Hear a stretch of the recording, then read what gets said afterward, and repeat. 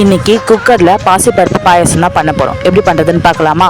அதுக்கு 1 கப் பாசிப்பயிரை குக்கரில் போட்டு நல்லா பொன்னிறம் வரா மாதிரி வதக்கிட்டு, அதே கப்பில் பாதி கப் ஜவ்வரிசி எடுத்து வாஷ் பண்ணி பாசிப்பருப்போடு சேர்த்து 3 கப் தண்ணி ஊற்றி 1 ஸ்பூன் நெய் ஊற்றி ஒரு 3லேருந்து 4 விசில் வச்சு அடுப்பை ஆஃப் பண்ணிவிடுங்க. 2.5 கப்பு வெல்லத்தில் கொஞ்சமாக தண்ணி ஊற்றி கொதிக்க விட்டு, பாகுபாதம்லாம் வேணாம், வெள்ளம் கரைஞ்சாலே அடுப்பை ஆஃப் பண்ணிவிட்டு அதையும் எடுத்து வச்சுக்கோங்க.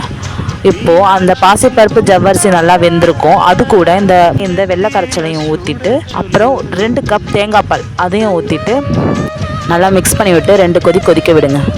4 துண்டு ஏலக்காய், அப்புறம் ஒரு பேனில் கொஞ்சோண்டு நெய் ஊற்றி முந்திரி திராட்சையும் முந்திரியும் நல்லா பொரிச்ச உடனே இந்த பாயாசத்தில் ஊற்றுனா அவ்வளோதான், பாசிப்பயிர் பாயாசம் ரெடி. செம்ம டேஸ்ட்டு, ட்ரை பண்ணி பாருங்கள். 15 நிமிஷத்தில் பாயாசம்.